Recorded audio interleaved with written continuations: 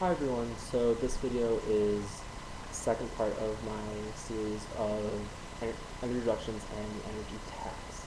Now I know the energy tax bill has been out for a couple years, passed in the House, defeated in the Senate, or not defeated in the Senate, they didn't vote on it. So, this video I'm going to focus on how can you do simple things right now to reduce your own electricity bill. Now, the easiest thing to do is turn down your AC. If you have central air conditioning, a lot of people keep it really cold in the summer. Now, this does not need to happen. Right? 70 degrees is when you're home, when you're actually physically in your home and living in your home. 70 degrees is a good number to have on your AC or your heating.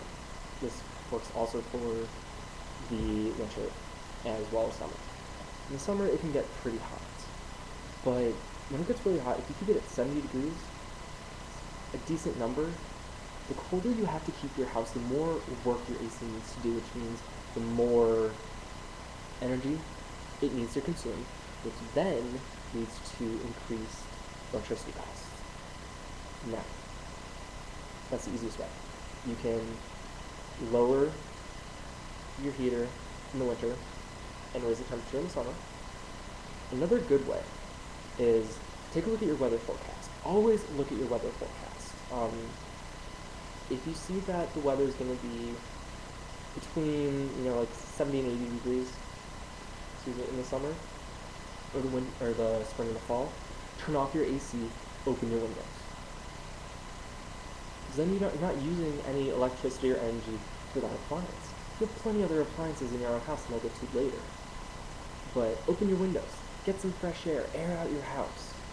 It's the easiest way to cut down your electricity bill, especially on your AC or heater. Don't use it. Use the natural ventilation, which a lot of homes you can actually do with the windows you already have. Just open a few so you can get some cross breeze. A cross breeze is where a breeze will enter through one window in your house and circulate through your house and go out on the other side.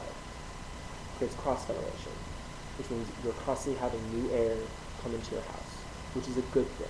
Because not only does that keep stale air out, and that's just a really bad smell, and you can actually get sick from it, with allergens that come up there that are naturally in the air from your dead skin. That's actually part of what dust is dead skin cells.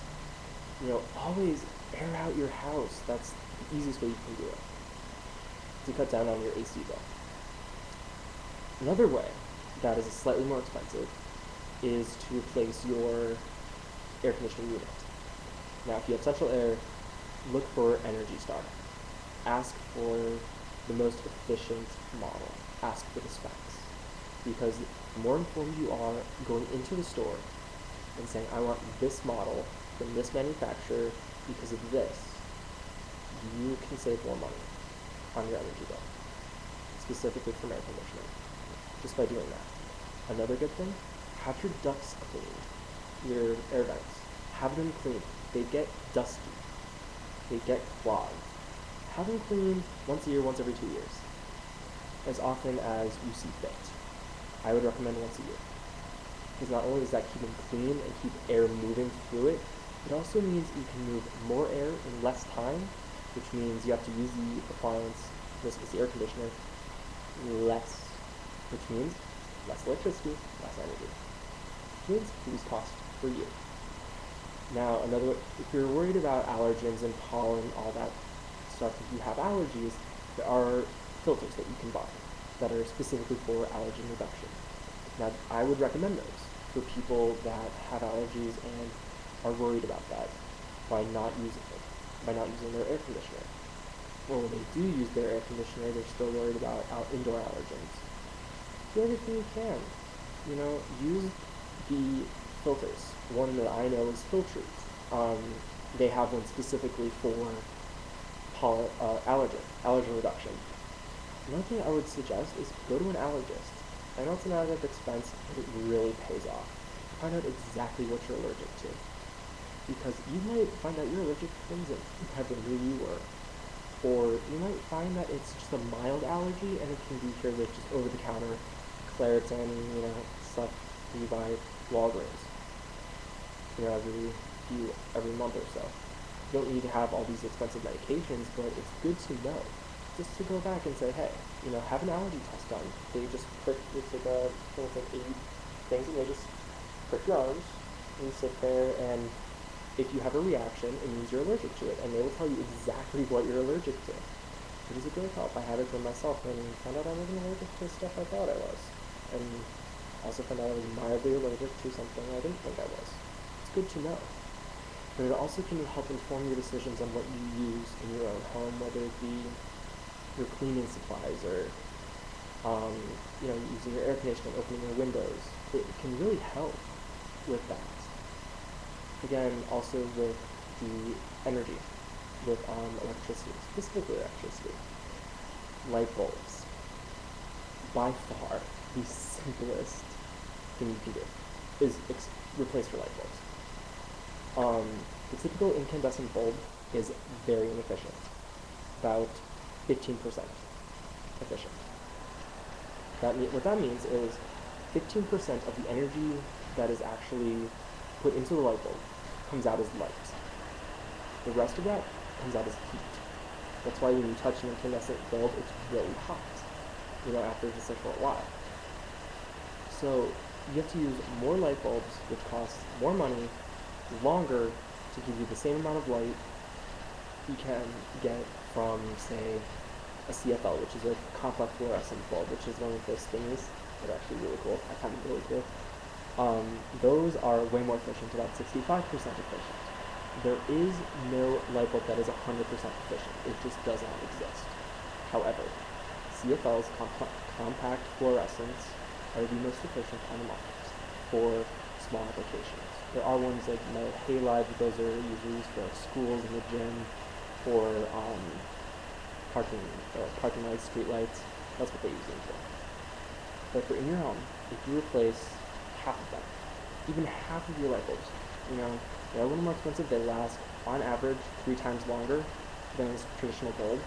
Yes, they cost a little bit more, but you save money in the long run because you're not having to buy all these extra light bulbs because they keep burning out all the time. With complex fluorescence, it lasts longer, gives you more light for less energy because it uses less per unit. Typically, you would replace a 60-watt incandescent bulb with a 27-watt complex fluorescent. What that means is, for every hour of usage, the incandescent bulb uses 65 watts of power. The complex fluorescent uses 27 watts. If you've ever taken a look at your electricity bill, it's always in kilowatt hours. That's what electricity is measured in. Now, the way your electricity company figures that out is they have a meter, which is on every house they have a meter, and it tells them exactly how much energy you've been using. And then they multiply that by cost per kilowatt hour, and that's what your bill is per month. So that's the easiest way to do it. In all honesty, it's change your bulbs for electricity, specifically for electricity. Now, if you want to also talk about cooling and heating, you raise it in the summer to about 70 degrees, and lower it in the winter to about 70 degrees. And if it's between 60 degrees and 80 degrees, open your freaking windows, because chances are it's beautiful outside. Yeah, honestly, I don't understand why people insist on using air conditioning 24/7. I don't understand it, but that's what I see, and I have taken classes on this. I just finished one specifically about electricity, and that I'm passing on my knowledge on to you. Buy the fluorescent bulbs. Yes, they're a little more pricey, but they last a lot longer and they're a lot more efficient. Take your heating and cooling down to about 70 degrees. A little less at night. You can do that to save even more money. You can reduce it at night and raise it up a little bit in the day. I wouldn't suggest very high. And open your windows when it's nice. Typically about 60 to 80 degrees. Once it hits above 80, it's usually a little, but those are the first ways you can do to reduce your electricity bill, specifically with light bulbs and windows and air conditioning and heating. I hope you've enjoyed this video, and I'm going to do more about specifically heating costs and appliances, which we all know and love, but there's a secret that most people don't know about. So, hope you're enjoying them, and I will upload all of them soon. So, thank you for watching.